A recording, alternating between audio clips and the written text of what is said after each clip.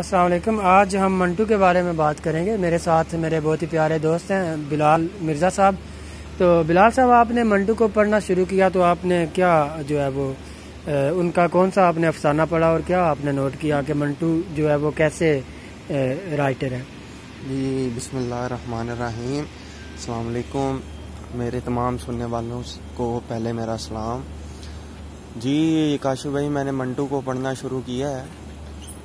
ये हमारे पाक और हिंद के दरमियानी शायर थे, अफसाना निगार थे, राइटर थे। तो मैंने कल इनका एक अफसाना पढ़ा है, ठंडा गोश्त नाम का। अच्छा। उसके अंदर उन्होंने मर्द की क्रूलिटी और औरत की हवस को एक नया मोड़ देते हुए जी ये बताया है कि अगर मर्द औरत से प्यार करे तो वो हवस है जी, मगर जब औरत मर्द से प्यार करे तो वो मोहब्बत है। यानी कि आप ये कहना चाह रहे हैं कि जो हमारी सोसाइटी का जो डबल स्टैंडर्ड है बेसिकली उन्होंने उसको एक्सपोज किया है। बिल्कुल जी, बिल्कुल बिल्कुल। अच्छा, आपको वैसे पता है मंटू जो है वो अपने उनकी जो वजह शोहरत है वो इसी वजह से है कि वो जो है नंगे अल्फाजों का इस्तेमाल करते हैं अपने अफसानों में, और उनके ऊपर केस भी चला। तो उन्होंने कहा कि जब मैं अपनी एक सोसाइटी में, अपने माशरे में इस तरह के अल्फाजों का इस्तेमाल होता हुआ सुनता हूँ तो इसमें क्या हर्ज है कि मैं वो डायरेक्टली अपने अफसानों में उनका इस्तेमाल करता हूँ। तो ये बात तो नफसियाती तौर पे भी ठीक है कि औरत जब किसी मर्द से मोहब्बत करे तो उसको वो मोहब्बत का नाम देती है, लेकिन जब मर्द जो है वो औरत से मोहब्बत करे तो वो औरत को एक्सेप्टेबल ना हो तो वो कहती है कि ये हवस है। तो इसका मतलब ये हुआ औरत करे तो मोहब्बत, मर्द करे तो वो शहवत है या हवस है। तो ये डबल स्टैंडर्ड है। तो इसकी आप थोड़ी सी स्टोरी हमें बताना पसंद करेंगे? क्या उन्होंने थोड़ी सी इन ब्रीफ शॉर्ट में आप स्टोरी बताएं।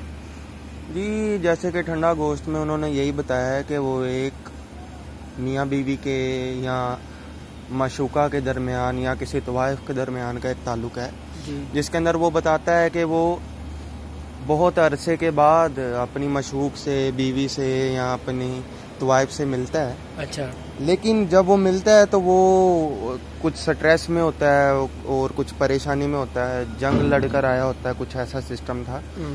तो जब वो उसके पास आता है तो जाहिर है अभी अगर वो मोहब्बत करता, उसको कहता कि आओ हम चादर ओढ़ कर सोएं, तो ये हवस थी। सही बात है। इसी बात को जो है वो इसी बात को मंटू ने इसी बात को, इसीलिए मेरे चैनल का नाम भी कैजुअल टॉक है। हम जो है ना वो खुले डुले माहौल में बात कर रहे हैं। तो इसी बात को जो है वो मंटू जो है वो क्या कहता है कि अगर औरत बुलाए तो ठीक है, अगर मेरी मर्जी हो तो वो हवस है। तो इससे जो है वो अफसाने का एंड उन्होंने कैसे किया? अफसाने का एंड यही था कि वो उसको एंड में यही कहता है कि ठंडा गोश्त ठंडा ही है।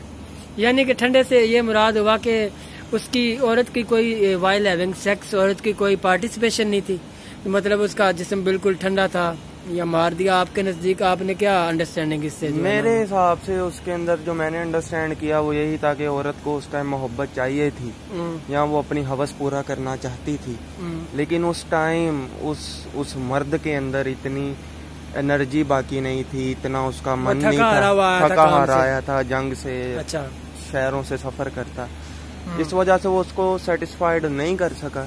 तो जिस वजह से औरत ने उसको खंजर मारा और पूछा कि तुम किसी दूसरी औरत के साथ सोकर आए हो, तुम इसीलिए तुम्हारे अंदर वो इंटेंसिटी नहीं है, वो शिद्दत नहीं है। बिल्कुल। तो मतलब यानी कि वो नफसियाती तौर पे भी मर्द को नहीं समझ सकी कि ये थका हुआ है, पहले इसको आराम कर लेने दे, फिर जो है हम जो है मियाँ बीवी का जो भी है वो बामी ताल्लुक कायम करते हैं। तो इस बात को बुनियादी तौर पे मंटू ये जो है वो हाईलाइट करने की कोशिश कर रहा है कि एक दूसरे के जो है वो अपना मसाइल को समझना चाहिए, उसके बाद जो है ना वो अपने ताल्लुक को आगे बढ़ाना चाहिए। मंटू जो हमें मैसेज दे रहा है उसके अंदर वो सबसे पहले ये बता रहा है कि आपको बाहमी ताल्लुक के लिए भी मेंटल सेटिस्फेक्शन चाहिए दोनों साइड से।